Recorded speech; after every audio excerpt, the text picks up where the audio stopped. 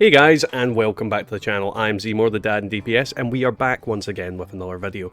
Now today's video is a little bit different, and different in a way that we've done this past week. It's going to be a build video, more specifically about my pistols. Now if you guys know and you've watched all my streams, you know I absolutely adore pistols, so it's a build that's been a long time coming. And as you'll notice, I'm on the camera. And if you enjoy the fact I'm on the camera and you want to see more of me in this kind of setting, definitely leave a like, a comment down below. You can see my cat is chilling in the background there. She quite frequently interrupts the videos. So, let's get on with it, but first. So, guys, don't forget we've got our social media links, which are down below in the video description, for Twitter, Facebook, and Discord. I would really appreciate if you joined the Discord server, the bigger community we can have. Leave me a comment, say hi, all that kind of thing. And yeah, we'll catch you with that. So we'll go through pretty much all the perks for this build. Now we've got Blocker on here. That is one of the most important perks in the strength tree. You're getting that 40% less damage from melee attacks. Bandolier to reduce your ammo weight to basically 10% of what it usually is. And Strong Back for that extra 30 carry weight. Now, I've only got 8 strength in here. You could technically work with less, but in a lot of cases you don't really need a lot of perks in the other trees outside of what I've got here anyway. Now next up we've got Tank Killer. This gives rifles and pistols 30% armor, 36% rather, armor penetration and a 9% chance to stagger, which is really important with the pistol build, as it is with the rifle build. Then you've got Concentrating Fire. Now, as you've probably noticed, it is rank 3 instead of just rank 1, because a lot of people would use just rank 1. The reason for that being is that pistol accuracy is not as good as rifles, so you kinda need that greater hit chance in comparison to what rifles would need. So I have pumped it to rank 3 just so I can get that, and sometimes you just need to hit a couple of shots before you're at a point where you can hit almost every time.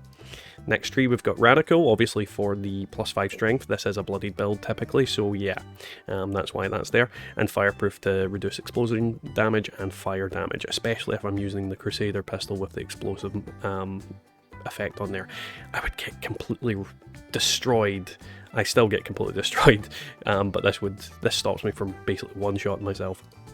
In Charisma tree, we've got Tenderizer, Strange in Numbers, Magnetic Personality, and Inspirational. These two are mainly for XP related stuff.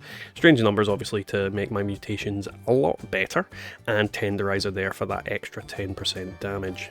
For definite one of the most important perks on here. The rest of them are more quality of life, and you could argue that you could reduce this and add more perks into maybe endurance or perception or even strength, but realistically these are just for leveling and whatnot. In the intelligence tree, we've got batteries included, again, for that reduced ammo capacity. Demolition Expert, which can be swapped out quite typically for its counterpart, which I always see as Gunsmith. So either way, depending on which gun I'm using, if my gun is explosive, I'll switch to Demolition Expert. If it's not, I'll switch to Gunsmith. Then we've got Portable Power, once again for that reduced weight. Power Armor drops so often now that I feel like this is one of the more important perks to be running around to stop yourself from getting overweight just from killing a legendary enemy or, you know, completing a quest. It's kinda annoying, but at the same time, a necessary evil I at least see at the moment. But then the most important perk on here outside of Demolition Expert or Gunsmith is Nerd Rage. So when you're below 20% health, 40 damage resist, 20% damage, and 15 AP regen, which is really important because this is primarily a VATS build. Now, Agility is the most important tree out of all of them. You could argue Luck is just as good, but yeah, pretty much I always regard Agility as the important one. Adrenaline level 5 here for that 60% extra damage once I've killed enough enemies. Gun Fu, so that after I've killed something, it immediately swaps to the next target. You could argue that you could put more perks into here instead of other things. I prefer to just stick to what I've got, just in case you are not swapping between many enemies. Then I've got Expert Gunslinger, and Master Gunslinger with varied ranks. So we've got 3, 3, and 2, and then we've got 1 rank of Covert Operative here. Now, if I'm using a pistol that I am not going to be silenced, I would remove that and then just get Gunslinger to max rank. But yeah, realistically, that doesn't matter too much. This just gives that extra little bit of damage.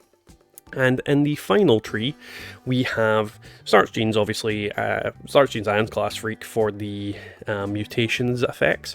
We've got Ricochet just to stop myself from getting killed quite as easily against anything with ranged attacks. Serendipity for pretty much the same reason, you're just getting that damage avoidance. Then we've got Better Criticals and Grim Reaper Sprint. Now, what I'd say about these kind of ones is quite typically, depending on what I'm up against, I do swap perks out. So for example, if I'm up against something big like Scorchbeast Queen, I will swap out Grim Reaper Sprint and bring in Critical Savvy, just so that I am getting more crits more often. But if I am just like randomly farming, I much prefer having Grim Reaper Sprint on, because enemies typically don't last long enough for the Critical Savvy to matter all that much, and better criticals, just the 1 rank is usually enough. But again, you could swap that out and then have better criticals as rank 3, Critical Savvy as rank 1, all that kind of thing. It's quite down to personal preference.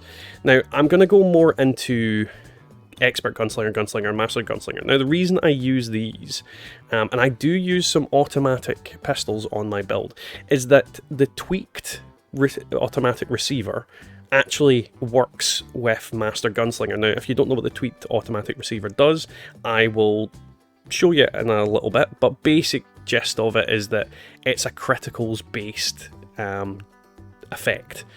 You combine that with the fact that I'm using things like better criticals and critical savvy, it adds up quite a bit. And I am a big fan of hitting crits on enemies. Big fan of it. So I would definitely recommend, if you're going to use automatic receivers, use the tweaked one.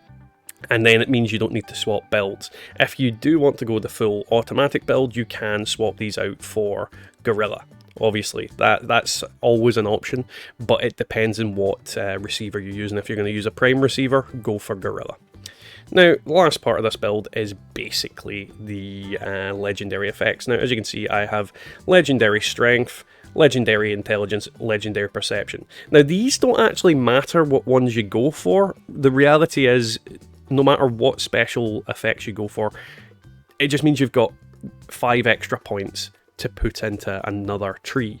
Obviously, they cap out at 15 for the perks that you can get.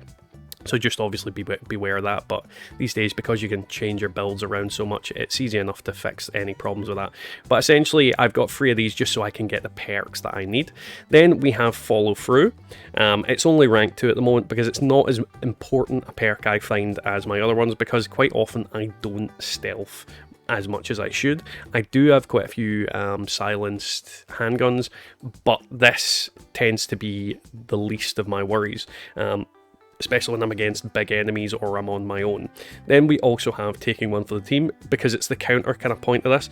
I want that extra damage no matter what I'm doing. And quite often, more often than not, I'm getting attacked, so that 40% damage is giving me that extra thing. This could be swapped out for some other things. You could disagree on this one, but I definitely think Taking One for the Team is one of the best perks in the game, in terms of the legendary ones at the very least. Very, very usable in most builds. And then the last bit is Far-Flung Fireworks, so that we get that 13% chance for that explosive damage. That's literally all the reason it's there. You could argue other perks into these slots, like, let's see, for example, you could have Ammo Factory if you're wanting to use the ammo production capabilities. I do have rank 2 of it because this is a relatively old character in comparison. You can always have things like Funky Dogs, Master Infiltrator. Realistically, there's a lot of leeway with this build because a lot of the legendary perks don't really mesh up with it. So you can kind of choose which ones you realistically want to go for, but to get the full out of the build, you're really going to need at least 3 legendary perks. So, I know quite a lot of you that have watched my live streams and my general kind of gameplay footage will know exactly how this build works in terms of damage and how often it completely annihilates enemies. But for you guys that don't, this is probably the best opportunity to get some damage in and show you exactly what this can do. Now, I'm doing this unstealthed to show you the sheer kind of viability of this gun in general. This is one of my tweaked automatic receiver guns. And you can see I'm not even really utilising the full power of the automatic receiver. I'm just sort of taking little pot shots. And quite often that's the case. On weaker enemies, I do not go all out, because at the end of the day, I don't want to waste ammo. And quite often, if you end up killing enemies to the point where, you know, they are dead, but you've used an entire clip of ammo on them when only 3 shots would have killed them, you do need to watch out for that, basically. There's loads of different ways to use this build, but realistically you can just fire into them and completely annihilate super mutants quite quickly. And the reason I'm going after super mutants is because they are some of the tougher of the enemies in-game. You can see I'm not having much trouble just gunning them get down. And with the type of weapon this is, the reload speed is really good. So you can see that even an automatic handgun, and there's only really this that's worth using, in my opinion anyway, for the handguns in terms of the automatic ones. So you don't need to worry too much about anything else. But we'll go on to the contrary point of this gun, which is one of my favourites because it deals some pretty hefty damage. As you can see, 666. It's just a fantastic gun, one-shotting enemies. Its crits are absolutely insane. On the Queen, quite often I average about I want to say 300 to 400, depending on what I use, and the gun just completely wipes the floor with a lot of different enemies. As you can see, 826 on there. It crits very quickly as well, so it is just really fun to watch enemies just get splattered all over the place.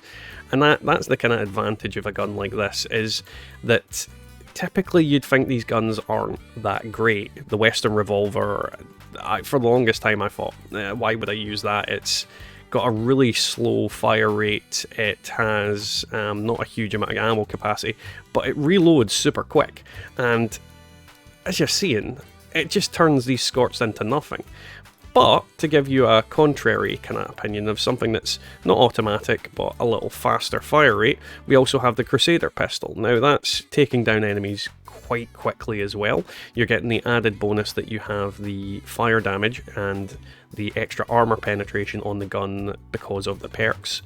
It's just increasing its chance of getting through any defenses enemies have. This gun will eliminate most things that it comes up against with impunity. Unfortunately, the enemies aren't spawning quite as quickly as I'd hoped. There we go. So as you're seeing, I mean, 2 free hits on these guys. On top of that, the clip size on my quad is quite significant, so I can just scroll through them and annihilate them. On top of that, pistol ammo is not expensive. All the guns are relatively low ballistic ammo, so it's cheap to make, cheap to grind for, and you don't use a huge amount of it to get what you need done. It tends to be bigger hits, with the exception of obviously the 10mm pistol, because that's automatic. Its damage is slightly less on shot, but at the same time, it's definitely pulling its weight. I heavily recommend pistols in general, and I think they're fun to use. It's very similar to a commando build in the way that you use it, so for anybody that has been using commando, you're not going to be too far out of your comfort zone. It's just a case of the weapons are a little bit less range, fire rate isn't quite as good, but damage per shot is comparable, if not better, in a lot of instances, and it's a build that gets kind of slept on a lot. But I love it. And with that, that's the video. It's a build I love. I absolutely love it. And if you guys love it too, don't forget to leave a like, a comment and subscribe. And if there's any suggestions or things that you think should be done differently in the build, definitely leave it down in the comments. I'd love to hear constructive feedback on how the build works and anything that you think would be better utilised and better kind of used in the build. I absolutely love my pistol build, so I'd love it to do better and better and better at, because it's really, really a slept-on build. Not enough people are using them. And before we forget, let's thank our YouTube members, which are Twice Baked Spuds, Golty, Wyatt Blackburn, Wallers Me, Dealfane Gaming, Fat the Druid, Colin G, Gary McKnight, Oface, Brian Armsay, Peggy McKnight, Metal Doom, Matazbo, Dragon God Slayer X, Devilman Games, Marcus Carrasco, and our newest member, Scott Schodel. Big thank you to you guys. We can't do this without you. Hope you guys are all doing well, and I completely value your support. It's one of the big things that keeps me going. So, yeah, that's pretty much it for today's video, and we'll catch you all next time in the Wasteland.